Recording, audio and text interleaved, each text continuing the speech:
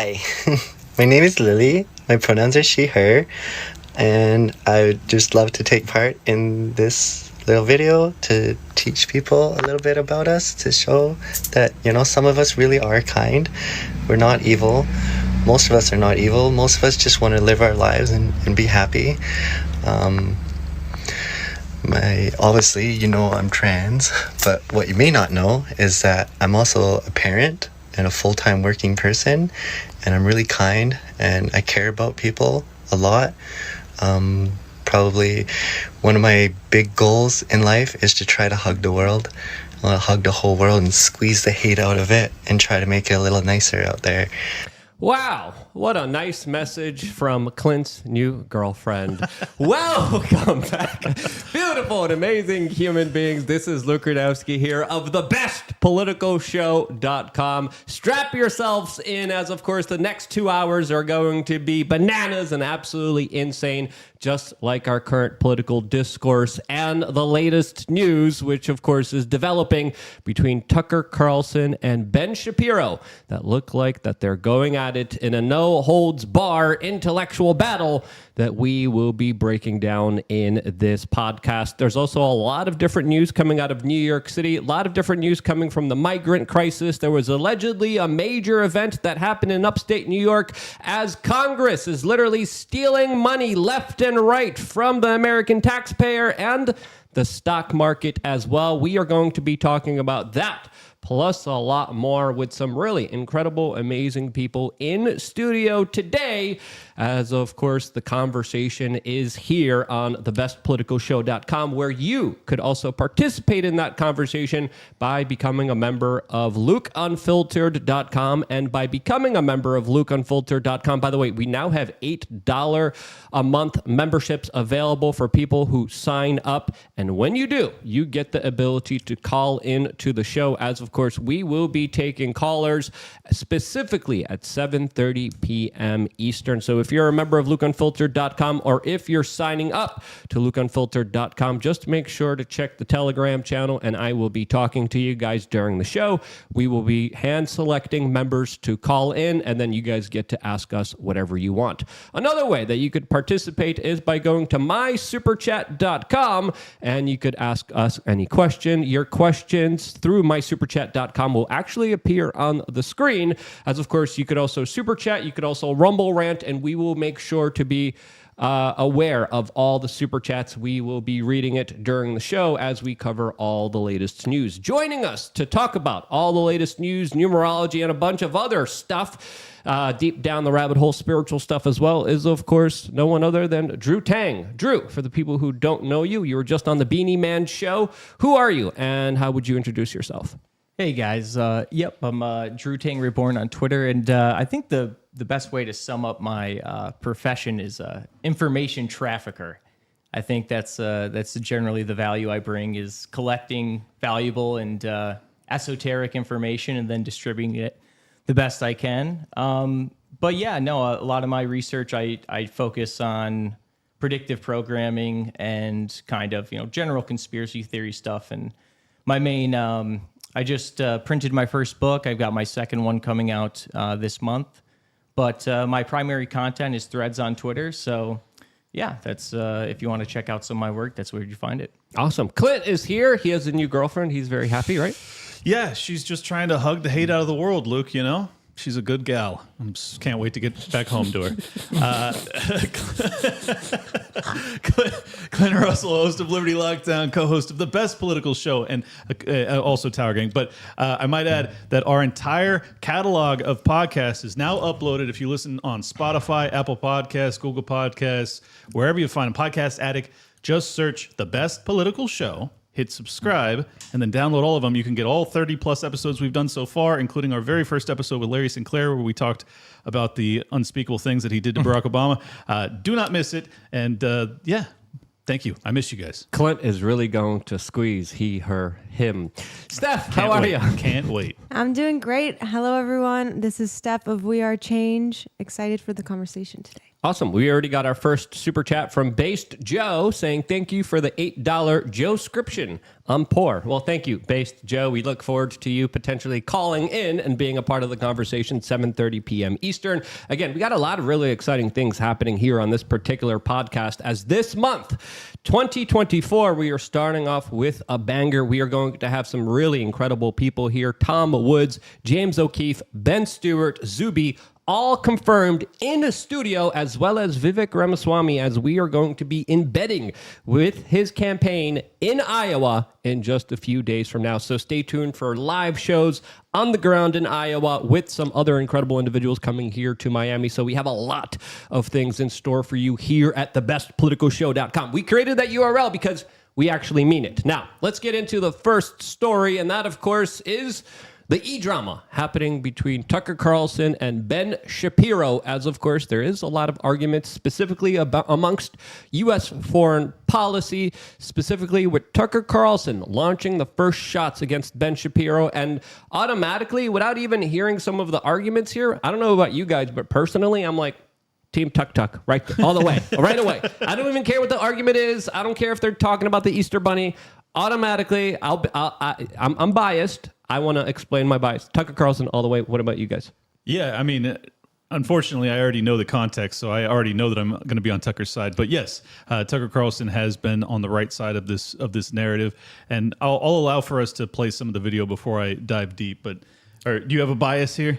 I'm not too familiar with the specific controversy going on right now. I'm sure they're just fighting over, whether we should, continue to send billions of dollars to our greatest ally, quote unquote. Exactly. But I have been really impressed by Tucker. He, going from just a mainstream news host to how quickly he caught up with what's actually going on, especially, with UFO alien topic and like I think he's hiding his power level too. I think he knows like even more than what he's letting on so far. So yeah, I'll definitely I'll take Tucker over Ben any day. That's for sure. But maybe his sister. I might take his sister. Over. His sister's pretty hot. Yeah. Ben Shapiro's sister. Wow. I'll just leave it. Respectfully. Yeah, absolutely. Nothing but respect here.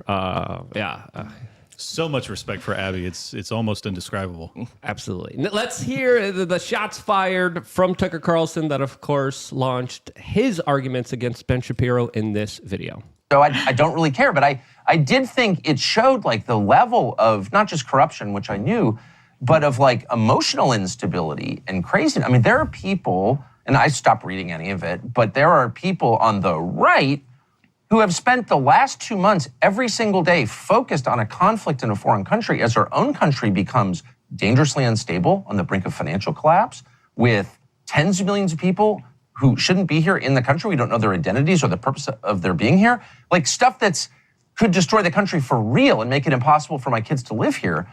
They've said nothing about that, and they're focused with laser intensity on foreign conflicts. And I'm like, at some point, I've got 4 kids. If I'm so caught up in the problems of my neighbor's children and completely ignoring my own children as they get addicted to drugs and kill themselves, I'm not against helping my neighbor's kids, but clearly I don't love my kids. I mean, that's the only logical conclusion, and they don't care about the country at all. And that's kind of their prerogative, but I do, because I have no choice, because I'm from here, my family's been here hundreds of years, I plan to stay here. Like, I'm shocked by how little they care about the country, and including the person you mentioned. And I can't imagine how someone like that could get an audience of people who claim to care about America, because he doesn't, obviously, right? Right. Well, he doesn't. I mean, he's talking about in kind of generalized terms here. Everyone here kind of concluded, yeah, he's talking about Ben Shapiro of the Daily Wire, one of the biggest right-wing independent media outlets out there. That, of course, a lot of people are questioning their kind of allegiance, as they have put out a lot of particular arguments and policies that are more favorable towards a foreign country rather than the country that we are in right now. And I think Tucker's points here are solid, and I think he tried to save face here. I don't think he tried to create any drama. He tried to keep it vague, but I think he also knew what he was doing deep down with these particular comments that did hit deep against Ben Shapiro, who also, of course, responded. There's still a little bit more of this video. Anything else you guys want to say before then? No, let's go ahead. Well, I mean, Tucker, we've seen it too on free speech. I mean, people who've become multimillionaires, who've made entire careers, who've literally became famous, on this very reason. I know you've spoken about this previously, but it's very important to our audience as well. Is that standing up for free speech rights of people you disagree with is probably the most important exercise, and we've seen some of that come for American citizens on Palestine. How do you work through this too when we're both under such immense pressure, even social pressure of how could you support this? Take maybe the context of the university presidents. We've got billionaires like Bill Ackman, I'm curious what you make of this. My assessment is they're upset that they're not included as marginalized within the DEI regime. They claim to be against. Now, are these fair arguments that Tucker Carlson is making here? Well, I'll be honest, in my opinion, I'm biased here. Yeah, I think those are fair criticisms to make here, as of course there's a lot of really bad things happening here in the United States, as American politicians and media pundits are more concerned about financially sustaining and prolonging a conflict in the Middle East that doesn't benefit the people of Israel, doesn't benefit the people of the United States, and absolutely puts this country and its soldiers and its interest at danger. That's my perspective. What do you guys think? Well, my whole issue with this is that the DEI framework has been in academia for very seriously for at least a decade now, and much longer than that. And my problem with the recent outrage cycle is that while heterosexual white people were being demonized in academia consistently for well over a decade now, it only became an issue when the Jewish community realized that they were not a protected class that was protected under the DEI framework. And that's what disturbs me about it, is I oppose DEI, period. I think that it's a toxic worldview, and it ought to be abolished immediately. And it certainly shouldn't be getting mandated at the federal level, which it is ever since 2011 with Barack Obama's executive order. Most people aren't even familiar with that. It's true. You can look it up. So that's what rubs me the wrong way. It's not cool to have people that hate other people based off of their religion or race or gender, any of that. But why did you not care until 60 days ago? Why? Well, some of the people make the argument that they weren't aware of it, and that this situation made them more aware of it than they previously were beforehand. Sure. That they didn't know, that they had their heads in the sand, and they didn't see it as an issue until their people and their issue, which they're more sensitive about, got, of course, directly affected by something. And I think that's also a fair argument to make here. As long as it's not affecting you, people kind of just look the other way. It's it's just white people. It's totally fine, right, until that same kind of hatred machine vector that is turned on in these higher institutions of learnings turns on other people. Then and only then do they start caring about this larger institution that previously they were cheerleading for because they were going after people that weren't them. Well, this is what drives me crazy is, though, you have all these very wealthy donors. You've seen Ackman and these other people on Twitter that are flipping out about it. And I'm like, you guys have been sending how much money to these institutions? How much money, and you didn't look into it at all? I'm sorry, but I just don't buy that. Now, if some of them, I'm sure, weren't fully privy, but it doesn't change the fact that they're not targeting the root cause. They're still not concerned about all of the anti-white rhetoric that exists in academia, Harvard, all of the higher institutions of learning, as Luke described it. That's my frustration. If I would believe that they were sincere if they were actually saying, we're not going to stand by while you put hiring criteria on the person who's going to replace President Gay. We're not going to have you say, we're going to hire a woman minority candidate. None of that's flying anymore. We are hiring based off of merit. We're going back to the American fundamental ideal of meritocracy. If a black woman happens to be the best candidate, she gets the job. That's how it works. No more litmus tests, no more checking boxes. That's my issue. But we all know a woke tard's going to come in and take her place. That's going to be way worse than she was before. We got mysuperchat.com from LaneBoy63 saying, okay, but are the streams on Spotify going to have video or no? Would be cool if they did. We got to work on that. Yes, Clint is the podcast guy. We got another super chat by Alan Tanis saying, F Ben Alan said it. I don't know who Alan is, but He's very passionate. yes, I could absolutely see that. But let's turn the conversation back at Ben Shapiro, as of course we have news articles like this talking about how Tucker Carlson is questioning how much Ben Shapiro cares about America. Is that a fair criticism to make of Ben Shapiro? Again, I'm biased here. I've been critical of Ben Shapiro. I think it is fair. I think the conversation that Tucker Carlson is starting here is an important one. And we have Ben Shapiro, who, of course, had his rebuttal, which is a little bit longer of a video. So you guys feel free to interrupt during the show when this goes off. Go for it, Drew.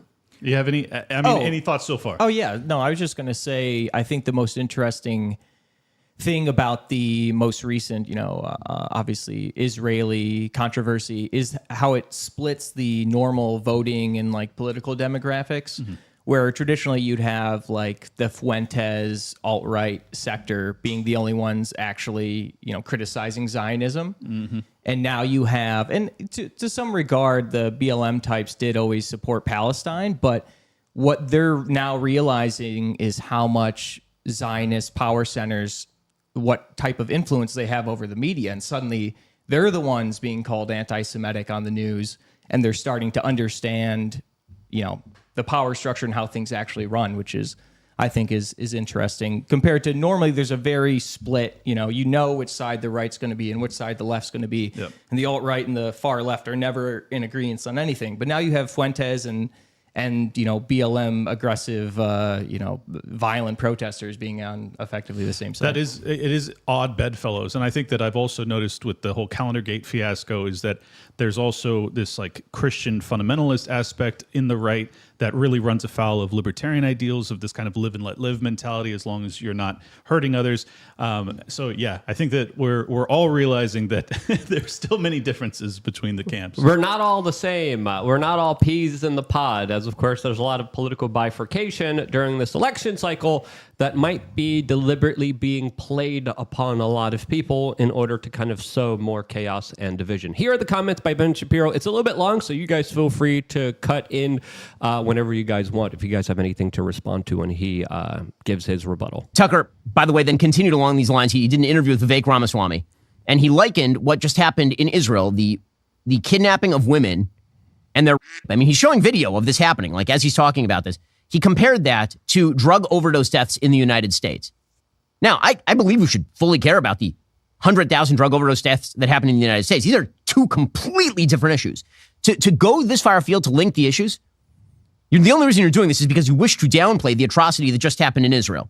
Pause it. You're not upplaying.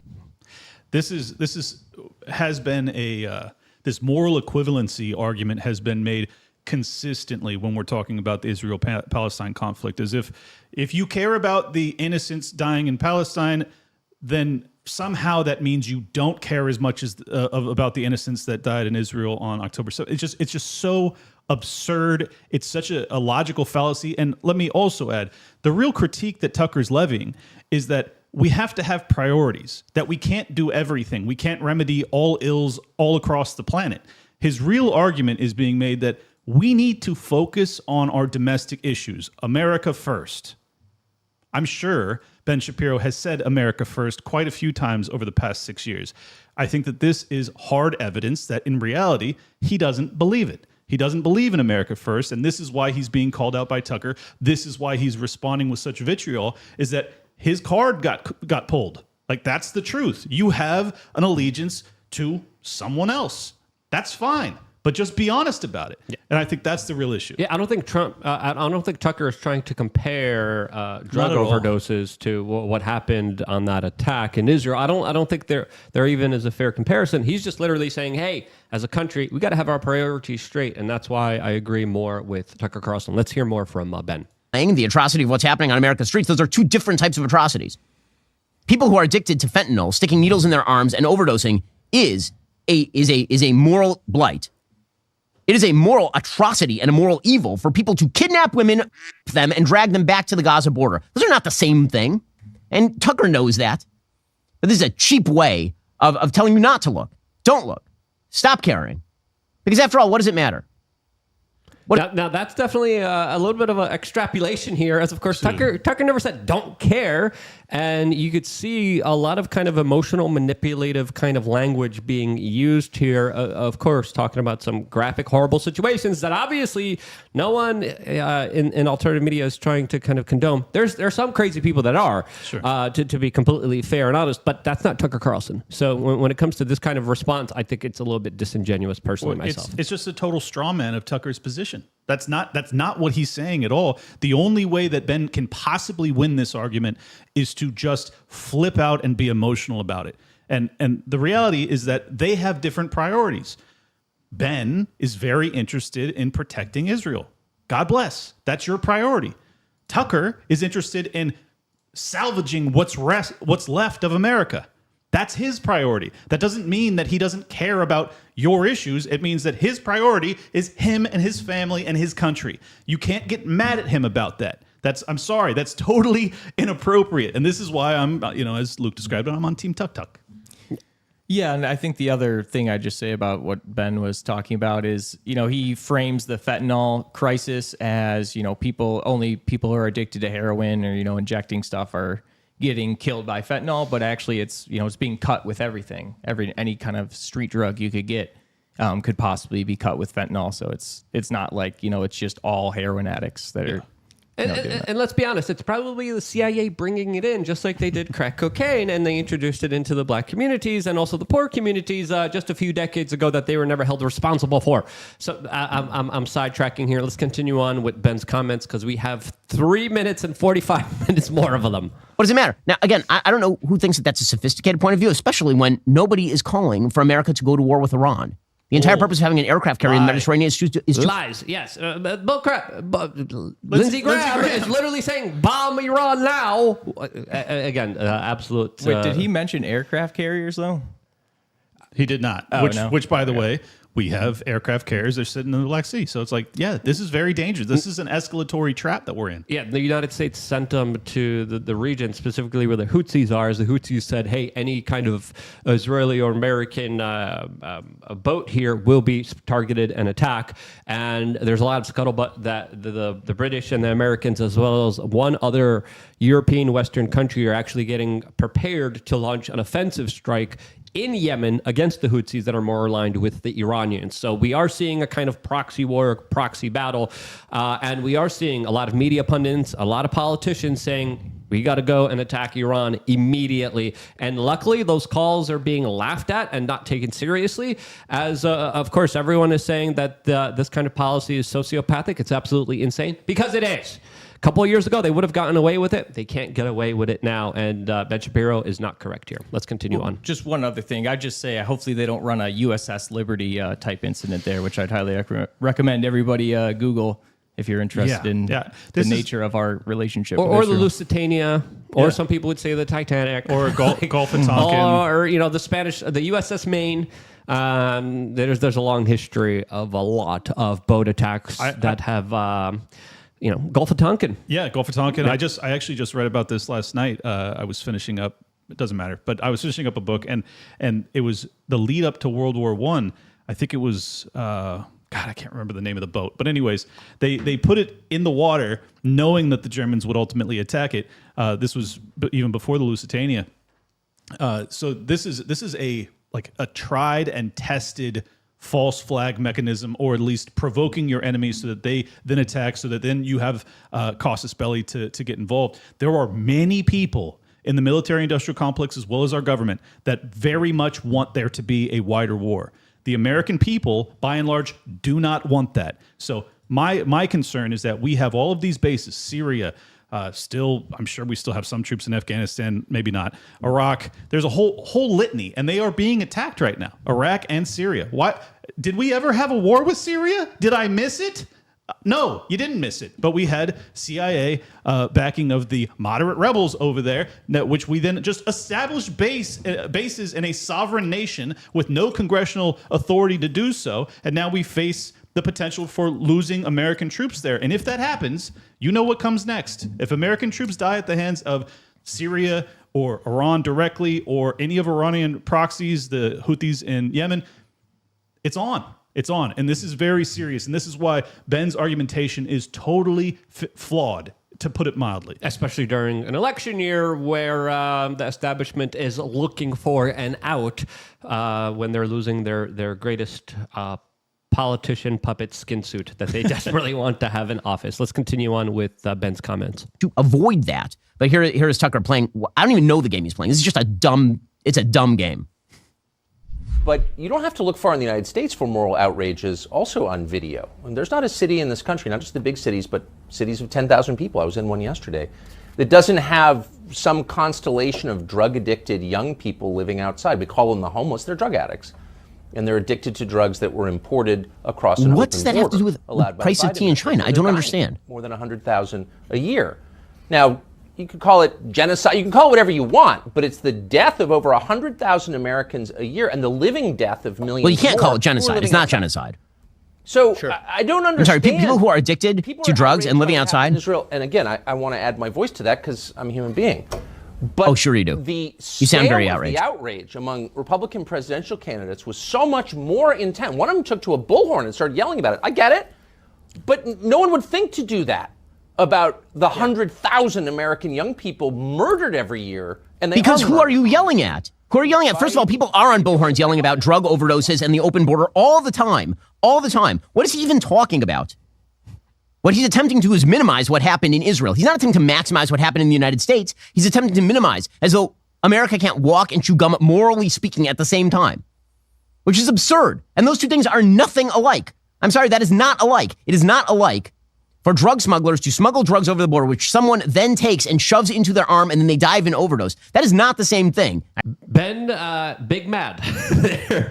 And then clearly you could see he's very emotionally invested in a lot of this. Clearly you could see his feelings care more about the actual facts of this situation, as of course the opioid epidemic, the fentanyl epidemic, number one, has all the freaking hallmarks of Intel involvement. But more importantly, there's even a larger conspiracy at play here, especially when you look at the involvement of Big Pharma that bought off regulators, TV advertisements, and doctors, and essentially drugged this entire nation and led them to the point where we are a country of addicts, especially in middle America. If you have traveled throughout this country, you still see the horrendous effects of the opioid epidemic that was wreaked havoc on the American middle class and blue-collar workers that have destroyed them to the point where many of these people are on the streets, are willingly trying to use fentanyl, are willingly trying to, of course, use whatever drugs they can because they became drug addicts because of the system and the establishment that put them on those drugs, that lied to them, that abused their positions of power and screwed people over. This is a real issue. This should be an issue of concern. This should be some retribution here, and there's not. There's people sweeping it under a rug. It's just crazy people using drugs. No, it's not. It is not. The opioid epidemic is far more sinister and has the fingerprints of government bureaucrats and regulators every step of the way when it comes to destroying this country from the inside, which it has done in many ways successfully. Well, not just that, but the lockdowns of 2020. If you look at the uptick in drug addiction, overdoses, suicides, everything, it all goes parabolic right after you have the lockdowns because it just sucked the purpose out of people's lives. And Shapiro and Tucker, I might add, don't talk about this enough. They don't talk about what are we going to do to investigate the origin? What are we going to do to investigate Fauci's involvement? Do you have anything to say about that? I think that their priorities are off on this. Even Tucker, if he cares so much about the drug issues, I think we need to get to the root causes of this, and it's multifaceted. But here's what offends me the most, and this is going to get me in trouble, and I don't care. Sorry, female audience, plug your ears. He's arguing like a woman. He's arguing in a very feminine fashion, and it's so insulting because he's approaching it from this bombastic, masculine, we must destroy the terrorist type of mentality, this kind of neoconservative rhetoric. You're a fraud, bro. You sound like a lady. It's like you come home and you find out that your wife's been cheating, and she's like, well, you didn't take out the trash. And you're like, and then you go like, you're trying to moral equivalency this? Like it's just so detached from the reality of the situation, and I don't think that he can actually deal with Tucker's direct arguments because he knows he doesn't have a leg to stand on. That's my opinion. I would disagree with you because Candace Owens really laid out some really serious arguments against Ben Shapiro, and She was arguing like a man. She's a bona fide woman. Has she gotten fired yet? No, I don't think she got fired, but there was a lot of drama. There was a lot of internal issues and arguments, especially when Ben, during a public event, essentially essentially attacked Candace for her stance on this issue, and then Ben Shapiro publicly attacked her. And again, also on that argument, this is why I'm biased, because Ben Shapiro has been wrong on a lot of things. Jordan Peterson has been wrong on a lot of things. And very interestingly, these are also the same individuals, Ben Shapiro and Jordan Peterson, that told people to take a rushed experimental, can't say it here on YouTube, but a couple years ago, they weren't making good logical arguments, especially when it came to Big Pharma abusing their positions of power. And I would say Ben missing the Big Pharma kind of corruption when it comes to this fentanyl opioid epidemic is something that, of course, should be made aware of, since that abuse there, what happened there is absolutely, totally criminal from top down of our government abusing their positions of power. We got some super chats here. One from Based Joe saying, I trust Ben Shapiro as much as Hunter Biden when it comes to allegiance to America. We got another super chat here from Jake Moore saying, I live in Iowa, missed when Vivek came to my area. What will be your schedule of stops? Also feelings get pretty important to Shapiro when it's Israel. Yes, Jake, I kind of agree with that criticism. And our stops in Iowa are still not announced. When I know them, I will, of course, announce them on twitter.com/Luke We Are Changed. We got another super chat here from Lee J. Funk saying, speaking on why Ben Shapiro doesn't want us to grow our own gas, please. Henry Ford ran every car on Michigan's hemp ethanol until 1937. I don't know what that specific issue is personally myself. I blame Shapiro too, though. I get it. Yes, totally. Henry Ford would not be in favor of Ben Shapiro, I'll tell you that. Yeah. Ford had some very interesting writings, as of course a lot of the American establishment base, including even the Bushes, Margaret Sanger, the Rockefellers, and the Wilhelm Institute, all supported some German guy with a funny mustache in the 1930s. But we'll talk about that on Rumble specifically. I'm trying to see if we have any other Streamlabs here. We got one from Stinky Sock 420. Great username saying, watching Ben squeal over these last few months has been such great entertainment. Shout out Luke, shout out Clint, shout out Tower Gang. We are changed. Stinky Sock 420. Thank you so much for that. MySuperChat.com. We still got a little bit more of Ben's hyperbolic emotional language to go through. I promise you, it is not the same thing as a terrorist breaking into your home and murdering your children in their beds in front of you and dragging your wife off to be in Gaza. That is not the same thing. Pretending that it is immoral. It's a moral blight. It's idiocy. It's just moral stupidity at the highest level. He's not. Of course we should care about what happens with fentanyl. Of course we should care about, we should close our border. Have I been unclear about this? Of course America should have closed borders when it comes to this sort of stuff. I'm on the same side as Tucker on that. I just don't understand why he's not on my side when it comes to Hamas has to be wiped off the face of the earth. What exactly is the counter argument? Oh my God. In any case, this sort of moral sophistication is predicated on only one of a few possible hypotheses. The most dark and terrible is the possibility that people just don't give a damn when Jews get killed by terrorists. I'm not accusing Tucker of that. I'm not accusing Whitlock of that. In fact, I'm not even accusing the AOCs of the world of that. Although I think she's closer to the border, considering the only tweet she has sent in this entire ridiculous situation is a tweet finding one Jew in New York saying a bad thing that the Israeli government does not even carry forth. That's the only thing she's seen fit to tweet about this. I'm not accusing all these people of that. What I am accusing them of is a moral blindness that must be caused by a complete flattening of the cultural landscape, in which everybody thinks the same way that we do, and that every problem can be solved in the same way, and that it is of no consequence whether evil walks the earth, because all problems are basically, that's what realism truly is. Well, that's not realistic. That's stupid. Those are not the same thing. Again, when it comes to policy questions about what should be done in the Middle East, That is a question of prudence. It's a question of pragmatism. It's a question of American interests, which again are not always identical with Israeli interests. When it comes to comparing the Holocaust level evil we just saw in Kfar Aza with people overdosing on the streets of Philadelphia, I have some moral questions. I do. All right. How about a moral question? Are the people that unfortunately were murdered in October, were they Americans? Because that is actually like really. I think some of them were actually. Yeah, some of them were. Well, yeah, but like what, 2? Last I looked up. Anyways, so if we're gonna go to war for that, then make that argument. Make that argument. But the fact that you want to try and basically emotionally browbeat Tucker into, I agree with you on the border, so you have to agree with me on this too. That's equally irrational. Why would I have to agree with you just because we agree on A doesn't mean we have to agree on B? That's nonsense. And it's really, as I said earlier, it's just about priorities. Tucker is actually an America First guy, and you're not, Ben. So please stop lying about it.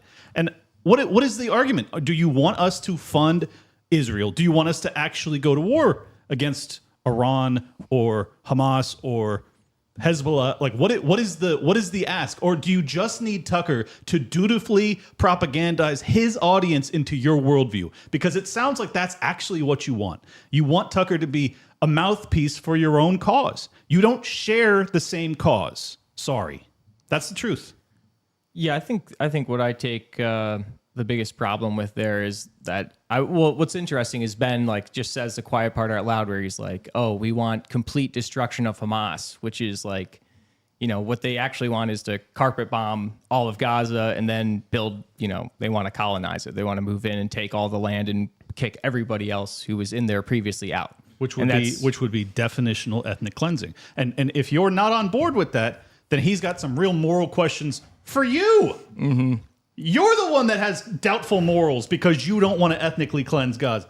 Fascinating. A fascinating inversion of reality. I think that's what insults me the most about this is like, I don't appreciate or respect at all what Hamas did. But I also don't appreciate or respect the response where you have thousands of innocent children that perished. So am I allowed to? Or is my moral framework now in doubt because I actually care on both sides? I think there's also a lot of toxic voices in this entire discourse that are absolutely horrible on both sides, not just either from the Israeli side or the Palestinian side. There's a lot of dumb takes here. And I think the take that Tucker is trying to take, the take that I'm trying to take here is, hey, we should preserve all life. We should try to avoid war. We should try to de-escalate this situation. We should try to have political solutions and not solutions that involved in conflict and death and perpetuate this larger conflict of terror inside of the Middle East that, of course, the United States is also clandestinely funding. I think that's been the most frustrating aspect of all of this, as, of course, the meme representing the missiles flying at each other from Israel and Palestine, representing missiles that were paid for by American tax dollars, is a perfect meme as it highlights the larger frustration that I personally have with this matter and a lot of people's kind of emotional response to this. And when it comes to war, truth is the first casualty of it, and there's a lot of dumb voices out there. There's a lot of idiots out there who aren't prioritizing human life, and I don't care what side you're on. I don't care if you're on the Palestinian side or on the Israeli side. As soon as you start pushing a dehumanist agenda, as soon as you start calling for more war, more conflict, I think you already lost. You don't have my support. I don't care what side you are on. We need more rational, critical thinking and evaluation here. And sadly, there's a lot of division. There's a lot of hate. There's a lot of idiots out there. And for me, hey, just stop. Just stop with the nonsense. Can we please stop? No, we can't, because of people's emotions getting the best of them. And sadly, conversations get more confusing and nasty. And to me, that's another shame here. This constant angling to make it so that if you don't support a all-out wipeout of the Palestinians brings your morality into doubt. I just think that's so repugnant. I really do. And I don't know how they make that argument, or how Ben in particular makes that argument without even like a moment of consideration. You know, it's like after 9/11, if they were to go and flatten Iraq, and I were to actually stand up and go, I think that's probably not the best idea. You know, there's millions of innocent people that are involved here. Would my morals, like in hindsight, it's very easy to see in hindsight, would my morals, would I have been the wrong person? Would I have been in the wrong morally? The answer is clearly no. And I think in hindsight, we will look back on this period, and those that were calling for peace and de-escalation will once again be on the right side of history, while everyone in modern times will be pointing at us and saying how on the wrong side of history we are. Basically, I'm just encouraging the audience, stand strong. Your moral principles are intact, contrary to what he has to say. And it definitely looks like this conflict is going to be expanding, especially after the targeted strikes that happened in Beirut, Lebanon, just a few hours ago that went after Hamas leadership, as well as the Israeli Prime Minister Benjamin Netanyahu announcing that there are going to be, quote, many more months of war ahead of us. Now, the reason that I think this is absolutely problematic is because I think Benjamin Netanyahu understands that his political career is at risk here as soon as this conflict is over. If you remember, there's been a lot of protest against Benjamin Netanyahu. If you remember, there's been a lot of Israelis who are not happy with his political leadership. And according to many Israeli pundits and political analysts, they are saying that as soon as this conflict is over, Benjamin Netanyahu will have to deal with a political ramification of people kicking him out of power. So this is why I would say we should question the larger kind of agenda and motives here, as of course, if you know your political career is over, if this war is over, why wouldn't you just prolong it and expand it? As of course, there's also a lot of things that Benjamin Netanyahu says that are very eye-opening, especially when it comes to him talking about religious prophecies and the larger kind of biblical understanding of this conflict and where it's going. What do you guys think? Is my assessment wrong, or do you think it's not right enough? I think that bringing up Netanyahu and the opposition that the people of Israel have against him it kind of connects the big pharma issue and Zionism. Because Netanyahu literally said, oh, we turned Israel into like a Pfizer laboratory because Israel was the first one to get everything. They were first ones to get boosted. That's where all of our early data was coming out of, which was, oh, it's not nearly as effective as we thought. And, we're going to need boosters. Wasn't it like nearly 100% of the population too? Yeah, and they were very strict with passports and stuff like that, making it mandatory. Right. So that is that kind of connects the two issues, you know. Well, and pharma's attacking everyone. Well, and he's not. Surprisingly, he's actually not being investigated for that. He was being investigated for basically rolling the judiciary into the governmental position and kind of tying those two together. A lot of people think that what he's doing is, tyrannical, and he was facing not minor, massive protests just prior to Hamas's invasion. There's lots of questions that still need to be answered in terms of what transpired. Why was there this stand down? You had the general, I'm blanking on his name. He came out a couple days ago. Flynn? Yeah, Flynn. Which, by the way, I think is kind of kooky on a bunch of things. But on this, we tend to agree that we need answers here. Like what actually occurred here? And it seems as if everyone's doing the same thing we did right after 9/11. I'm sorry I have to keep going back to it, but it's really pertinent. Is that any questions that were asked in the aftermath of 9/11? You weren't a patriot. You're a conspiracy theorist. It's like, no. That's when you have to ask these questions. When bombs are falling, there is no better time to be going, hey, should these bombs be falling? Should they? Because until we actually know who's responsible in full, I don't think that's a reasonable outlook. Well, I think there's also a lot of criticism of Benjamin Netanyahu because of his kind of policy towards the Palestinians, essentially kind of propping up Hamas as well. And I think there's a lot of fair criticism when it comes to his political leadership that, according to some political analysts, have led to this situation where now we have a bunch of radicalized, crazy individuals, a part of Hamas, going after civilians and hurting innocent people during this attack that they just launched against the country of Israel. So there's a lot of Israelis that are really not happy with Benjamin Netanyahu. I think those voices absolutely matter. There's a lot of Palestinians that are not happy with the political leadership of Hamas. I think those voices matter. And I think the voices of the innocent people caught up in this madness should be the ones that we should be prioritizing, that we should be talking about, and not these other insane woke people like Claudia Gay. As of course, now we have the breaking news that just hours ago, the Harvard president resigned essentially being the shortest tenure in university history, as she is officially resigning over claims of plagiarism and her, of course, disastrous anti-Semitism testimony in front of Congress. As, of course, she is saying that she is now a victim of racism as she fails to apologize. Should she apologize? What do you guys think? I think overall, we were questioning on the show, why wasn't she axed a long time ago? Now she is, after more scandals have come out. Should she apologize, yes or no? Well, she shouldn't apologize for her testimony in Congress. She shouldn't really apologize even for the plagiarism. What I would like for her to apologize for is Harvard breaking the minds of the best and brightest of the next generation. That's what I would like an apology for.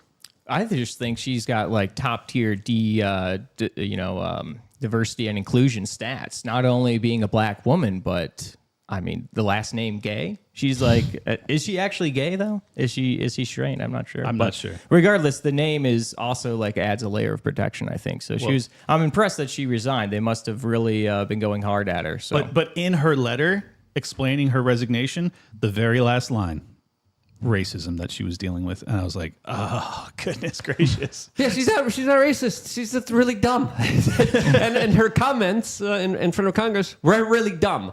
And it just shows you how the left plays in such an unfair way, because they will say, we got to get rid of free speech. We can't have people saying bad things about people and hurting their feelings.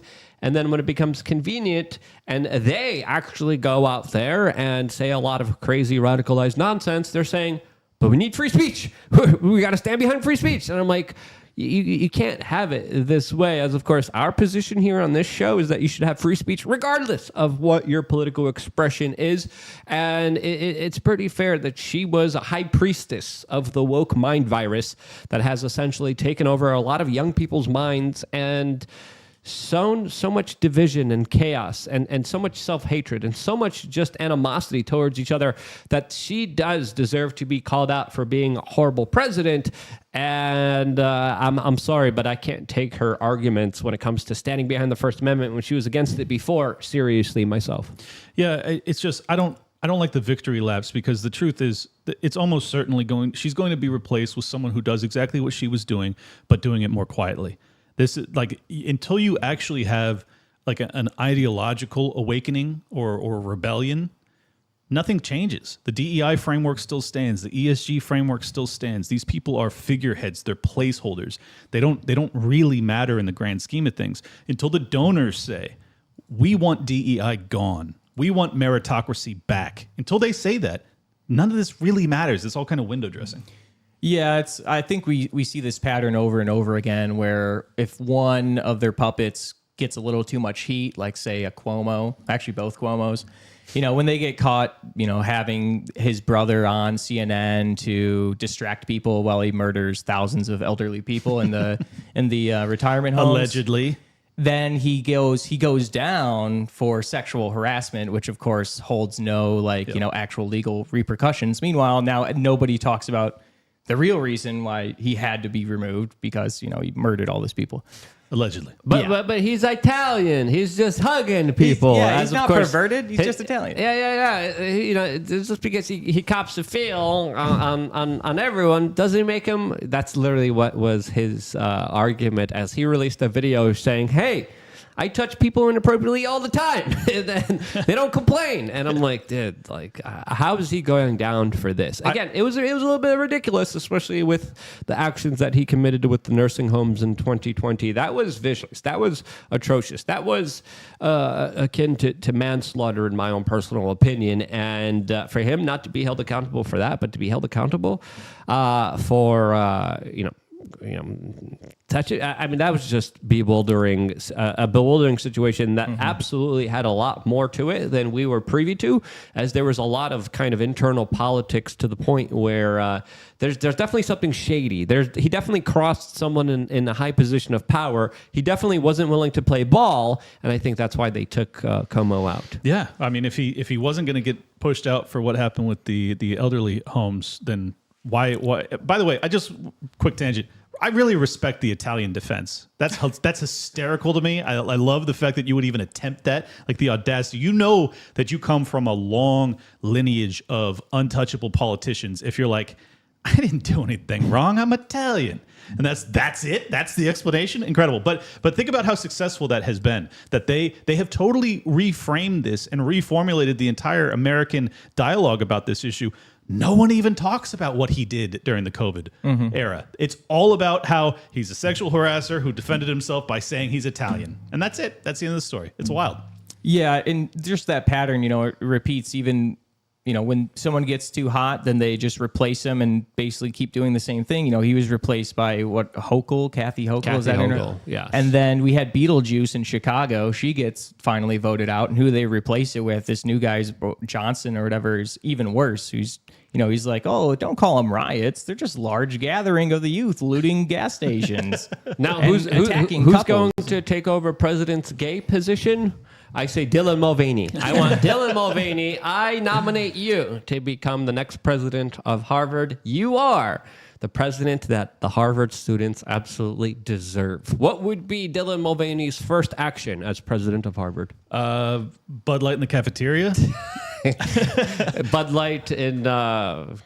I can't say it. We are still on YouTube. Family-friendly show here. We will not be going there, of course, in the first hour. To the point that Drew was making about how, you essentially get hemmed up on a thing that you really shouldn't, but then the thing that you're really guilty of, you don't. Look at Fauci. I was just going to say. If he gets hemmed up, it'll almost certainly be perjuring himself in front of Congress. Now, what did he perjure himself about, though?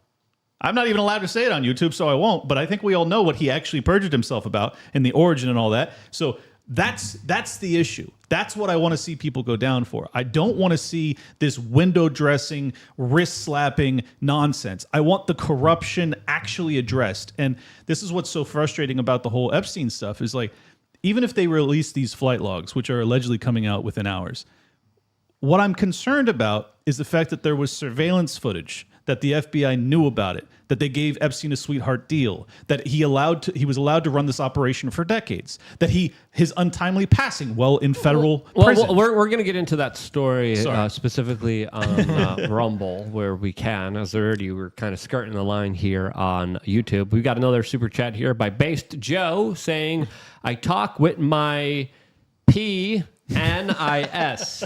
Andrew Como, end quote. He's Italian. Yeah, he's just an Italian guy. So thank you, Based Joe, for that very rich super chat. We definitely appreciate it. As of course, that's literally one of the arguments that they were making. As far as what is happening with the story of the decade, I have my own theories about that. I released that theory on today's YouTube video, but I think it's not what a lot of people think it is. I think there's also some deeper things happening behind the scenes that essentially could represent a larger Democratic internal establishment war between the Obamas and the Clintons. I'll get into that in just a little bit. As of course, before we move over to Rumble, I wanted to cover another story, and that is a full report on politicians and their stock trades that happened in 2023. As of course, it looks like every year since 2020, U.S. politicians have beat out the market. Wow. How did they do this? How did members of Congress who are privy to information that the general public is not privy to, how did they beat the stock market when it came to the trades that they made? Clint, do you have any ideas how they could potentially do this? I assume that before running for Congress, they all went to Wharton School of Business and became very, very high-level stock traders. Or they're all criminals that should be put in prison for the rest of your life. You decide. I don't know which. I think this ties in directly to what we were saying before, giving a false reason or coming up with some minor crime to take down people. Like Nancy Pelosi was under tons and tons of heat about not only her stock trading, but her husband had just gotten in a drunk driving crash and when he was hammered. And then now if you Google Nancy Pelosi's husband hammered, you get a completely different story. So, and that was, of course, right before the election, it was right before midterms, I believe. Yes. So it was a very convenient story. Hilarious. Regardless of, anything else. It's similar with Taylor Swift Jet. she was getting a bunch of, I think she has the largest private jet or something like that. It's some ridiculous amount, like some ridiculous sized jet that's like people were saying, oh, climate change. And then she starts dating the guy in the jets or on the jets. And now when you Google, he's on Taylor the Swift Chiefs, jet. though. With the guy she's dating? Kelsey, yeah. Oh, Travis really? Kelsey. He's Oh, on the okay, Chiefs. never mind. Then I guess it's completely irrelevant. He's also a great advertiser for Big Pharma, which I don't Mr. think Pfizer. I don't think is an accident here. I think that's how he got hooked up with Taylor. With probably, Tay-Tay. probably. Which, by the way, Pfizer. If I get Taylor Swift, call me. I will push whatever product you desire. Yeah. Clint loves needles and loves loves getting poked, if you know what I mean here. But these stats here, these numbers showing the percentages of these politicians and how much gains they had in comparison to the SPY is pretty big. It's pretty daunting. How many years? What years was that study? This is from Was it 5 Congress versus SPY in 2023, showing specifically Brian Higgins with specifically 238.9% in the black positive returns compared to the SPY that had 24.8% gains. Incredible. Those are big numbers there. Those numbers don't lie, and I think truly do show you just how much of a bunch of criminal mafiosos we're actually dealing with here that do not give a damn about you, do not give a damn about this country. This country is the Titanic. It is sinking, and the politicians are literally stealing all the silverware as you are stuck down in the basement, locked in. There's no coming out, especially in this entire system that, of course, is rigged against you. It's just mind-boggling. So you're the financial guy, Clint. Break this down to us. How do you make so much money in the stock market? Well, I mean, if you have insider trading information, that's one way. But here's the story that I think people ought to be paying attention to. The reality is that the federal government takes in $5 trillion in tax receipts annually. They spend $7 trillion. So even with bringing in more money than any country in any government in world history has ever brought in terms of purchasing power, they still spend $2 trillion more than that. More than that. The way they get rich is that there's so much of that money that gets divvied out in government contracts. All they have to do is invest in front of the bills that they're voting on. It is the easiest scam that has ever been ran. It ought to be criminal. All of these people ought to be behind bars, but it's literally that simple. And we basically function in a fascist system where you can get wealthy because the government is deploying trillions of dollars on an annual basis. That's how it happens. So what stocks am I buying right now, Clint? What financial trading advice you're do you asking give the me? wrong guy. You got to call Nancy up. Well, one of the craziest things that I saw online was a tracker of all the trades that the Pelosi's were making. And they were literally censored on social media. Yeah. And then people were saying, hey, these politicians, they're beating out Warren Buffett. They're beating out all the titans in this entire industry. And they're absolutely obliterating them to the point where they're just embarrassing all the top cheap financial experts that are not as successful as U.S. politicians that, of course, have all the insider information that know what's going to happen before it happens. Even before the sickness kind of spread everywhere, there was a lot of investment in big pharma. There's a lot of insider trading, and a lot of that was just swept under the rug. In 2001, I was just going to say this in the stock market, right before September, there was also a lot of put options. There was also a lot of stock trades that were extremely sketchy, that many people profited off of a lot of money after the event that happened in September in New York City in 2001. I think we have to understand that essentially you were being ruled by criminals. You were being ruled by mobsters, by gangsters who do not give a damn about you, your country, your future, or your interests. And individuals like Tucker Carlson saying, hey, we should care about the American people first before starting more wars, starting more conflicts, and perpetuating this cycle of bullcrap war on terrorism. We should actually care about what is happening to our own people as more and more people are living in despair, are living in a life where their IQ is dropping, their health is being destroyed, they're becoming fatter and dumber by the frickin' day. And to me, all of this is being done by design. It's not an accident. It's not a coincidence. I don't care what you take what you think about this entire matter. There's no way you can look at everything happening, align it up, look at the whole picture, take a step back and say, yeah, these are just all coincidences. This is just a bunch of people who decided to take fentanyl this one particular day. No.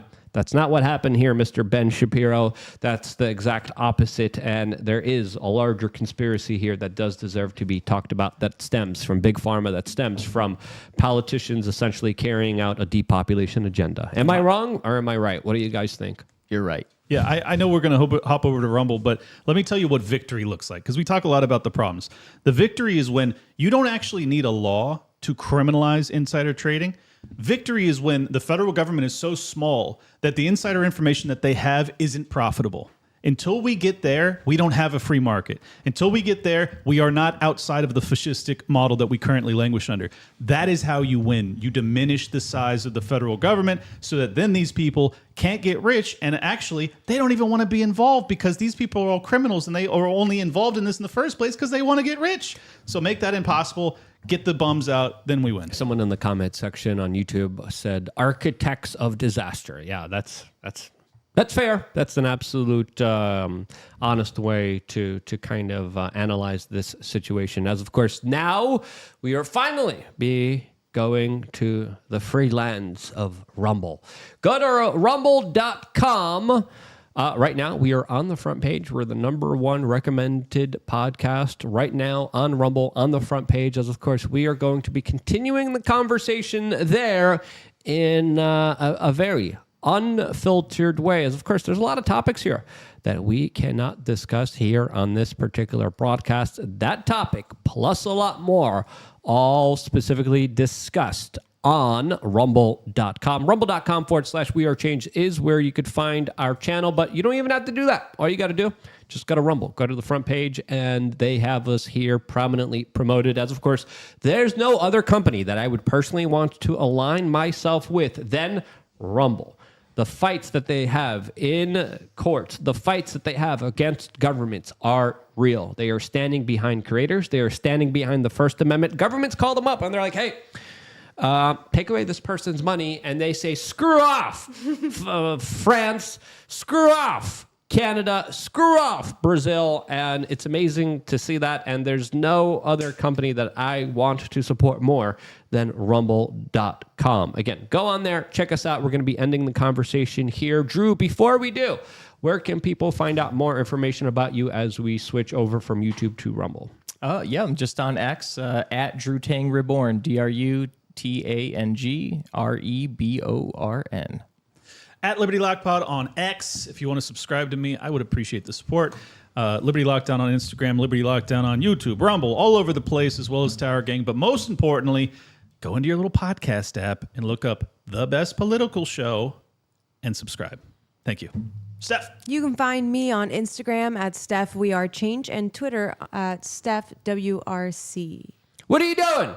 Go over right now. There's a lot of you guys here on YouTube. What are you doing? Go over right now, rumble.com. I will see you there with some really funny memes, some real interesting conversations. If you're a member of LukeUnfiltered.com, don't forget this is going to be your chance to ask us whatever you want. You get to call in, show us your video, show us whatever you want. It's going to be unfiltered, uncensored, and an actual